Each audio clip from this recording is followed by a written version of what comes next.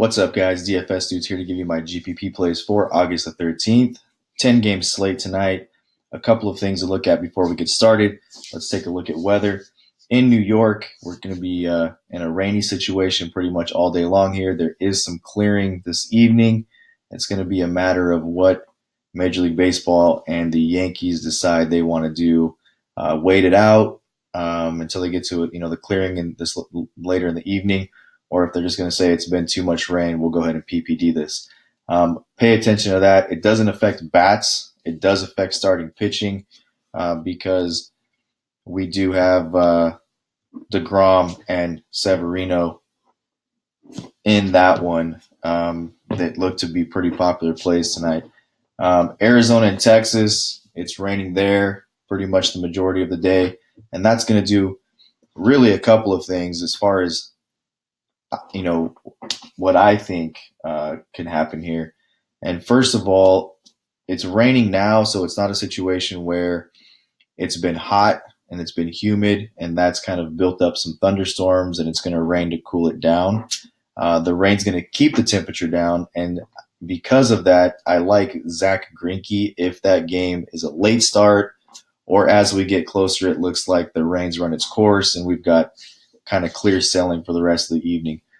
Because the temperatures have been held down by the rain. And, there's some stats out there. If you look at that ballpark, temperatures above 90 degrees, the amount of home runs that are hit, and then the amount of home runs that are not hit in that ballpark when the temperature is below 90 degrees. So I think it's a good tournament spot to load up Greinke tonight if we kind of get the dominoes to fall where they need to.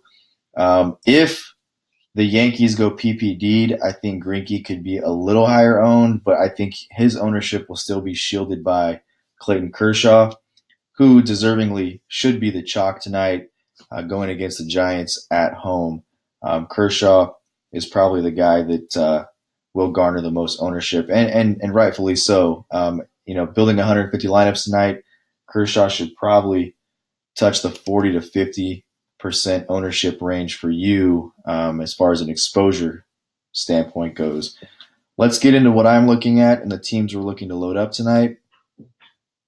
The Braves, Diamondbacks, Indians, Blue Jays, Tigers, Cardinals, White Sox, and Royals. Those round out the top 8. On the fringe, you've got the Rangers, A's, Dodgers, Angels, Yankees. The Rangers, they're at 4.2 implied runs, so they qualify as a fringe team here based on the numbers. They are not a fringe team for me. If they go off tonight and they beat up Zach Greinke, I will not own one share of them. Temperatures are down. Greinke's a good pitcher. I think that the environment doesn't really bring itself forward tonight to justify loading the Rangers up. The A's,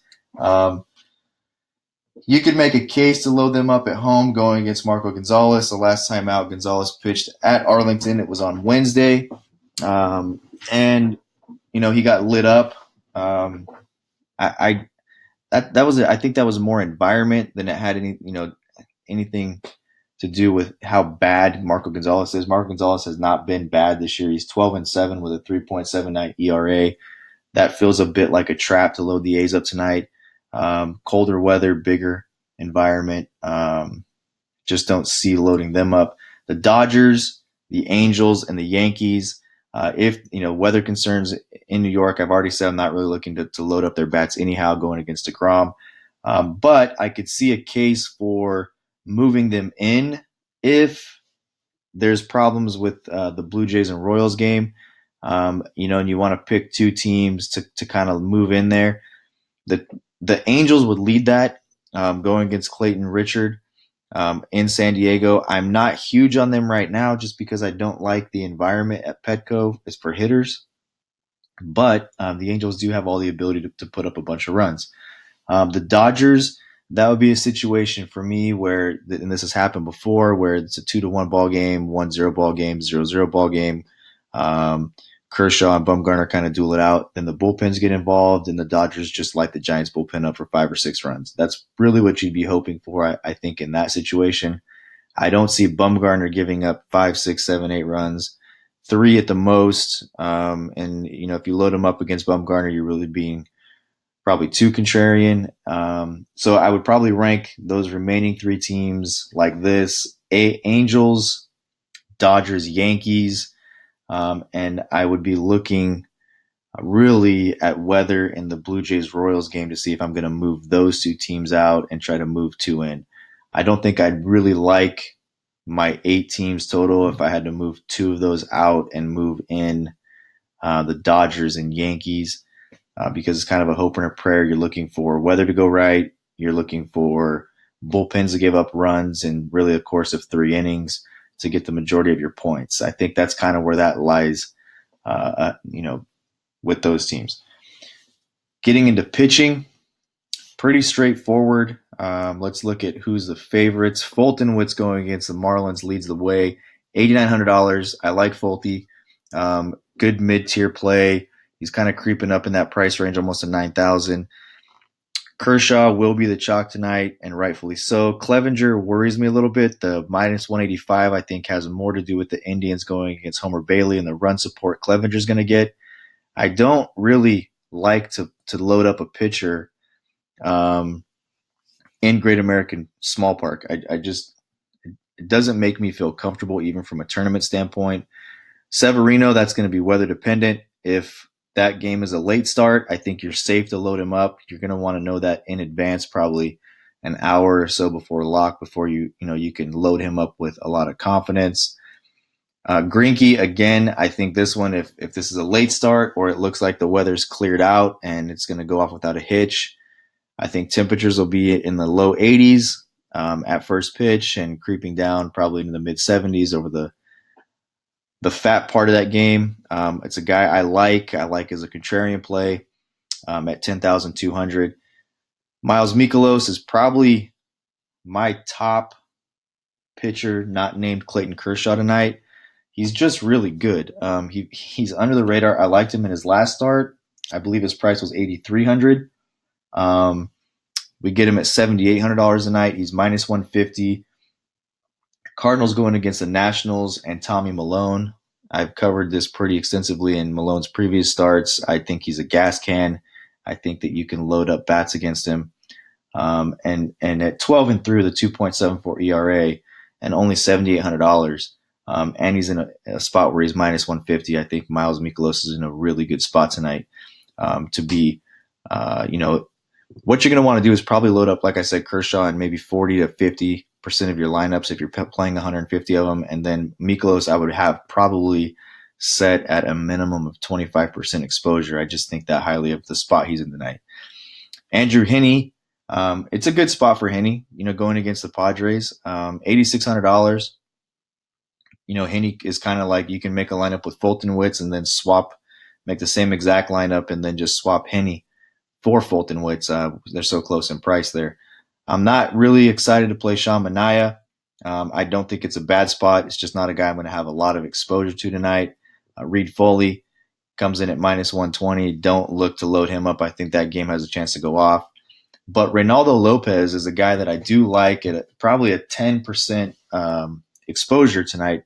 No more than that, 150 lineups, but it's a good shot in the dark at 6,300 strikeout upside. Detroit's not an offense that's going to go out there and you're going to fear. I think he can really attack that lineup, and he does have strikeout upside. The only other guy that is coming up here, and he comes up as an underdog, is DeGrom, and again, that's so weather dependent.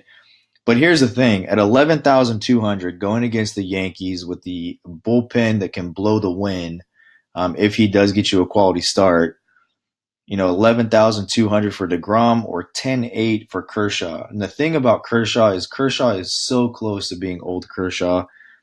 Kershaw's in really good form. 10,800 seems like a bargain. And I just think he's deserving of being the chalk tonight. If I was going to move off Kershaw in that $10,000 range or above, the next guy I'm going to go to is Greinke, and then I'm looking probably to pay down. Miles Mikolas would be the third guy that I'm looking to load up. And I just don't see myself having a ton of exposure to Clevenger either, playing in that ballpark. Obviously I'll have some exposure to him because of him being a favorite, his strikeout upside, and the fact that I think the Indians will light up Homer Bailey, and he puts him in a good spot to get a win and get the extra points. So that kind of rounds out pitching. that rounds out our stacks and who we're looking to stack up tonight. If you guys have any questions on this video, any questions on how we're stacking these up, please reach out to us on social media. Leave a comment below, and watch if you want to look at the results we've had with this strategy just over the past week. Take a look at social media. We've got results posted up there, and that's the thing I want to touch on just briefly. We're not just giving advice here. We're actually playing these strategies and giving you these strategies and these plays that we're actually loading up. A lot different than other guys on other sites that are just kind of going about the stuff and then not backing it up with their bankroll and putting the investment in. We're actually doing it. We're actually posting the results. You can see what the results are. Yesterday we had $900 max entered into the $5.55 main. Took about a $190 loss on that, but did have a couple of lineups go high up the board, one finishing 22nd, one finishing 20th, and I think one finishing 18th. The zero from, I believe it was Pollock who had no, I don't think Pollock might have hit a home run. One of those outfielders for the Diamondbacks got us a zero. Otherwise, we probably have a good chance to take that down. But the strategy does work. It's a matter of picking who you've got to get the teams right. You've got to get the teams right.